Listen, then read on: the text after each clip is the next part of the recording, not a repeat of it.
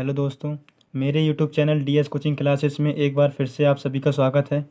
हम पिछली वीडियो में अध्याय 1 संख्या पद्धति जिसमें प्रश्नावली 1.3 के सभी प्रश्न हल कर चुके थे और साथ में ही उदाहरण नंबर 6 और उदाहरण नंबर 7 भी हल कर चुके थे। आज हम उदाहरण नंबर 8 को हल करेंगे।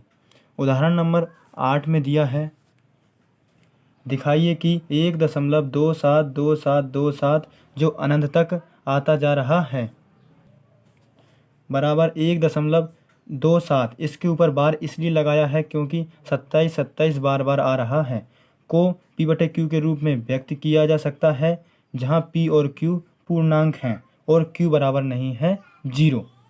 तो चलिए दोस्तों इस प्रश्न को हल करते हैं। हल 1.2727 ये बार बार रिपीट हो रहा है। 1.2727 को हम मान लेते हैं कि यह x का मान है।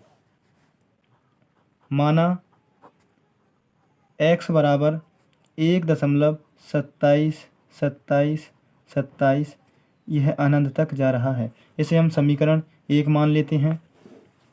इसमें 2 अंकों के ऊपर बार का चिन्ह है, इसलिए हम इसके दोनों पक्षों में 100 से गुणा कर देंगे। दोनों पक्षों में 100 से गुणा करने पर दोनों पक्षों में 100 से गुणा कर देंगे।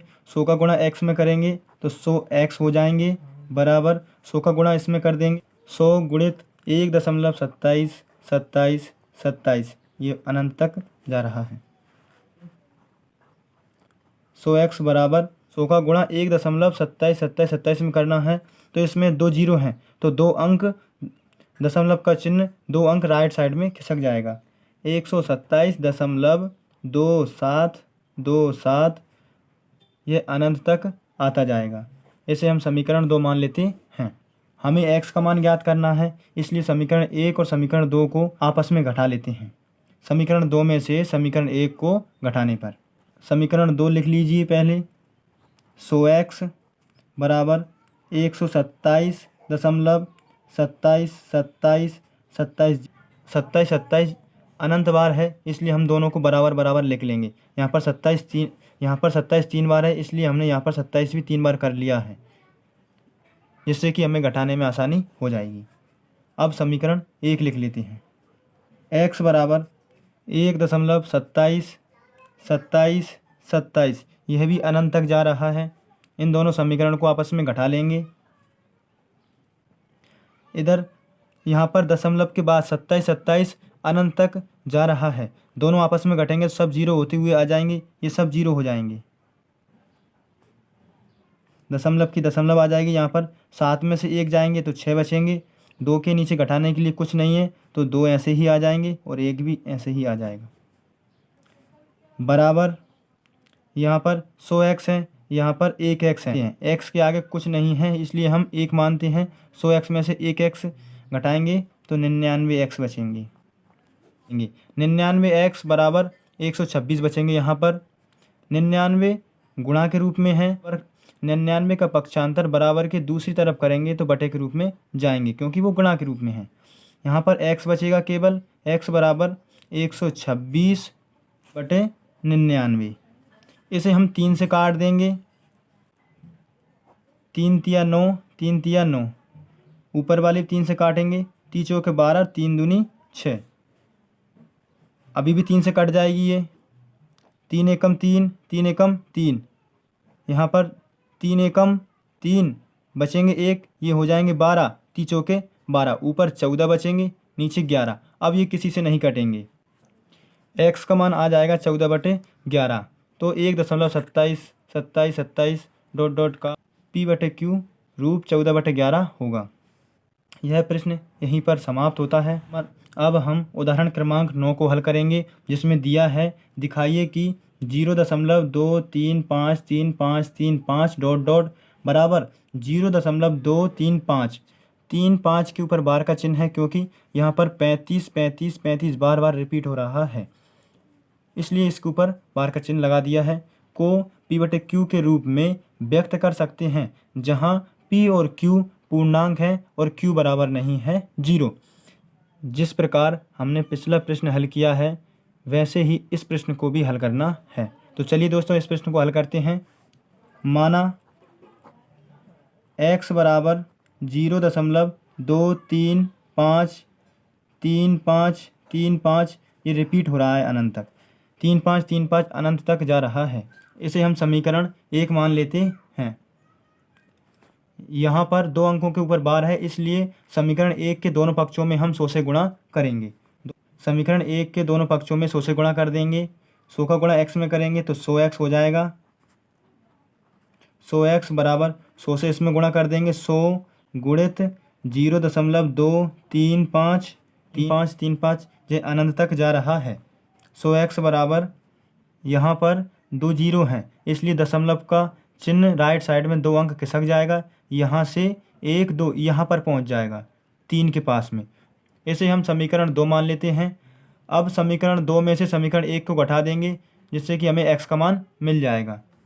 समीकरण 2 में से समीकरण 1 को घटाने पर पहले हम समीकरण 2 को लिखेंगे। 100x बराबर 23.5353 यह अनंत तक आता जाएगा।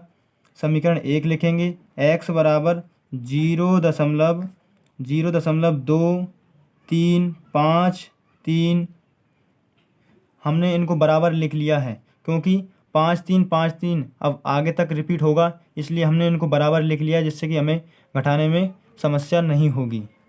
इन दोनों को आपस में घटा लेते हैं। दशमलव के बाद में यहाँ पर 3535 अनंत तक आते जाएंगे, ये भी 3535 अनंत तक आते जाएंगे। यहाँ पर ये सभी घटकर 0 होते हुए आएंगे। ये भी 3 में से 3 घटेंगे 0 हो जाएंगे, 5 में से 5 0 जाएंगे, 5 में से 5 जाएंगे तो 0 आएंगे, 3 में से 3 तो 0, 5 में से 2 घटाएंगे तो 3 बचेंगे, दशमलव का चिन्ह लग जाएगा। यहाँ पर 23 के नीचे घटाने के लिए कुछ नहीं है, तो 23 के 23 आ जाएंगे बराबर। 100x में से 1x जाएंगे तो यहाँ पर 99x बचेंगे। 99x बराबर 23.3। इन जीरो का कोई महत्व नहीं है, इसलिए जीरो को हटा देंगे। दशमलव के बाद जीरो का कोई महत्व नहीं होता है, इसलिए हम दशमलव को हटा देंगे। यहाँ पर 99x 23.3 99 गुणा के रूप में है, इसलिए बराबर के दूसरी तरफ पक्षांतर करेंगे तो बटे के रूप में जाएंगे। यहाँ x बचेंगे, x बराबर 23.3 बटे में 99 आ जाएंगे। दशमलव का चिन्ह हटाएंगे यहाँ से तो बटे में एक जीरो का चिन्ह आ जाएगा, क्योंकि दशमलव के बाद में एक चिन्ह है, दशमलव के बाद में एक अंक है, इसलिए दशमलव का चिन्ह हटाएंगे तो बटे में 0 आ जाएंगे। 33 x बराबर 233 बटे 990। ये दोनों संख्याएं आपस में नहीं कटेंगी, इसलिए 0.2353535 डॉट डॉट का p बटे q रूप 233 बटे 990 होगा। यह प्रश्न यहीं पर समाप्त होता है। अब हम उदाहरण क्रमांक 10 को हल करेंगे, जिसमें दिया है 1/7 और 2/7 के बीच की एक अपरिमेय संख्या ज्ञात कीजिए। हम इस तरह के प्रश्न पिछली वीडियो में हल कर चुके हैं, वैसे ही इस प्रश्न को हल करना है। तो चलिए दोस्तों, इस प्रश्न को हल करते हैं। पहले हम 1/7 और 2/7 का प्रसार करेंगे। प्रसार हम भाग देकर करेंगे। 1/7 7 का भाग देना है 1 में, 7 को बाहर लिखेंगे, अंदर 1 लिखेंगे। 7 से छोटे हैं 1, इसलिए भाग नहीं जाएगा, दशमलव लगाएंगे, 1 जीरो मिल जाएगी, हो जाएंगे 10, 7 एकम 7। 10 में से 7 घटाएंगे तो 3 शेष बचेंगे, दशमलव की 1 जीरो मिल जाएगी, हो जाएंगे 30, 7 चौके 28 होते हैं।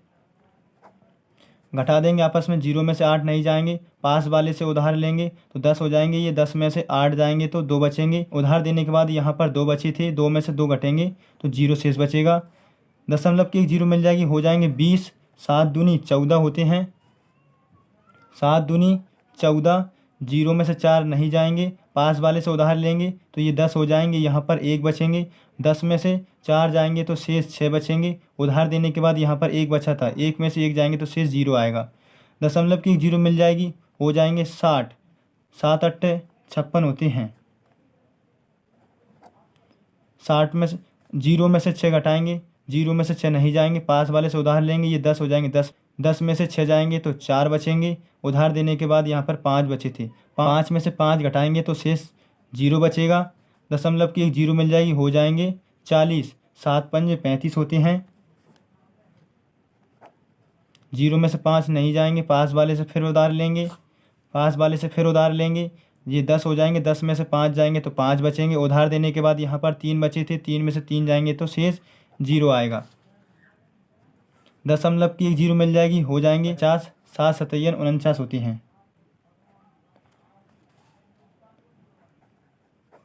0 में से 9 नहीं जाएंगे, पास वाले से उधार लेंगे, ये 10 हो जाएंगे, 10 में से 9 जाएंगे तो 1 शेष बचेगा। उधार देने के बाद यहाँ पर 4 बचे थे, 4 में से 4 घटाएंगे तो शेष 0 आएगा। दशमलव की एक 0 मिल जाएगी, हो जाएंगे 10। जिस संख्या से हमने भाग देना शुरू किया था वही संख्या वापस आ चुकी है, इसलिए यहाँ पर शेष और भागफल दोनों रिपीट होंगे, इसलिए हम अब आगे भाग नहीं देंगे, हम इसके ऊपर बार का चिन्ह लगा देंगे। 1/7 का प्रसार आ गया है। अब हम 2/7 का प्रसार कर लेते हैं। 7 का भाग देना है 2 में, 7 को बाहर लिखेंगे, अंदर 2 लिखेंगे। 7 से छोटे हैं 2, इसलिए भाग नहीं जाएगा, दशमलव लगा देंगे, यहाँ पर एक 0 मिल जाएगी, हो जाएंगे 20। 7 दूनी 14 होते हैं। 0 में से 4 नहीं घटेंगे, पास वाले से उधार लेंगे, ये 10 हो जाएंगे, 10 में से 4 जाएंगे तो शेष 6 बचेंगे। उधार देने के बाद यहाँ पर 1 बचे थे, 1 में से 1 घटाएंगे तो शेष 0 आएगा। दशमलव की एक 0 मिल जाएगी, हो जाएंगे 60। 7 8 56 होते हैं। 0 में से 6 नहीं घटेंगे, पास वाले से उधार लेंगे, ये 10 हो जाएंगे, 10 में से 6 जाएंगे तो शेष 4 बचेगा। उधार देने के बाद यहाँ पर 5 बचे थे, 5 में से 5 घटाएंगे तो शेष 0 आएगा। दशमलव की एक 0 मिल जाएगी, हो जाएंगे 40। 7 पंजे 35 होते हैं। 0 में से 5 नहीं जाएंगे, पास वाले से उधार लेंगे, ये 10 हो जाएंगे, 10 में से 5 जाएंगे तो 5 शेष बचेंगे। उधार देने के बाद यहाँ पर 3 बचे थे, 3 में से 3 जाएंगे तो शेष 0 आएगा। दशमलव की एक 0 मिल जाएगी, हो जाएंगे 50। 7 सतैयन 49 होते हैं। 0 में से 9 नहीं घटेंगे, पास वाले से उधार लो, ये 10 हो जाएंगे, 10 में से 9 जाएंगे तो शेष 1 बचेगा। उधार देने के बाद यहाँ पर 4 बचे थे, 4 में से 4 घटाएंगे तो शेष 0 आएगा। दशमलव की एक 0 मिल जाएगी, हो जाएंगे 10। 7 एकम 7 होते हैं। 10 में से 7 घटाएंगे तो शेष 3 बचेगा। दशमलव की एक 0 मिल जाएगी, हो जाएंगे 30। 7 चुके 28 होते हैं। 0 में से 8 नहीं घटेंगे, पास वाले से उधार लेंगे, ये 10 हो जाएंगे, 10 में से 8 जाएंगे तो 2 शेष बचेगा। 1 उधार देने के बाद यहाँ पर 2 बचे थे, 2 में से 2 घटाएंगे तो शेष 0 आएगा। शेष 0 आएगा, दशमलव की एक 0 मिल जाएगी, हो जाएंगे 20। जहाँ से हमने शुरुआत की थी वही संख्या वापस आ चुकी है, इसलिए इसमें भी भागफल और शेषफल दोनों रिपीट होंगे, इसलिए अब हम आगे भाग नहीं देंगे। यह भागफल बार बार रिपीट होगा, इसलिए हम इसके ऊपर बार का चिन्ह लगा देंगे। 1/7 और 2/7 दोनों का प्रसार आ चुका है, तो हम इसको लिख लेते हैं। 1/7 का प्रसार 1/7 का प्रसार है 0.1428557, इसके ऊपर बार का चिन्ह है। एवं 2/7 का प्रसार है 0.2855714, इसके ऊपर बार का चिन्ह है। हमने इस तरह के प्रश्न भी पिछली वीडियो में हल किए हैं, वैसे ही इस प्रश्न को भी हल करना है होगी। किन्हीं दो परिमेय संख्याओं के बीच में अपरिमित रूप से अनेक अपरिमेय संख्याएं होती हैं। हमें इन दोनों परिमेय संख्याओं के बीच में केवल एक अपरिमेय संख्या ज्ञात करनी है। हम इसके शुरू के 2 अंक और इसके शुरू के 2 अंक लेंगे और इनके बीच की संख्या ज्ञात करेंगे। अपरिमेय संख्या अनंत तक तो जाती है लेकिन रिपीट नहीं होती है। 14 और 28 के बीच में कोई सी भी एक संख्या ले लीजिए। 14 के बाद 15 आता है, 28 से पहले 27 आते हैं, 26 भी आते हैं, 14 के बाद 15, 16, इनके बीच में कोई सी भी एक संख्या ले लीजिए। 1/7 और 2/7 के बीच एक अपरिमेय संख्या। 14 और 28 के बीच में हम कोई सी भी एक संख्या ले लेते हैं। 14 के बाद 15 आता है, 15 से हम शुरू कर देंगे और 15 फिर 0, 15 00, 15 30, 15 फिर 40, फिर 15। इसी तरह हम आगे तक ऐसी संख्या लेते जाएंगे जो अनंत तक तो जाएगी लेकिन रिपीट नहीं होगी। यहाँ पर पहले 1 0 है, फिर 2 0, फिर 3 0, फिर 4 0, ऐसे ये संख्या आगे तक बढ़ती जाएगी कि अनंत तक तो जाएगी लेकिन रिपीट नहीं होगी। यह प्रश्न यहीं पर समाप्त होता है। हमने प्रश्नावली 1.3 के सभी प्रश्न हल कर लिए हैं और साथ में ही उसके सभी उदाहरण भी हल कर चुके हैं। यह प्रश्नावली पूरी तरीके से कंप्लीट हो चुकी है। इस प्रश्नावली और उदाहरण में किसी प्रकार का डाउट हो तो मुझे कमेंट बॉक्स में कमेंट ज़रूर करें, जिसका हल मैं नेक्स्ट वीडियो में ज़रूर दूंगा। वीडियो को लाइक करें और अपने दोस्तों में शेयर करें और मेरे यूट्यूब चैनल को सब्सक्राइब करें। साथ में बेल आइकन ज़रूर दबाएं, जिससे कि मैं जो नई नई वीडियो लाऊंगा उसका नोटिफिकेशन सबसे पहले आपके पास पहुंचेगा। वीडियो को पूरा देखने के लिए धन्यवाद।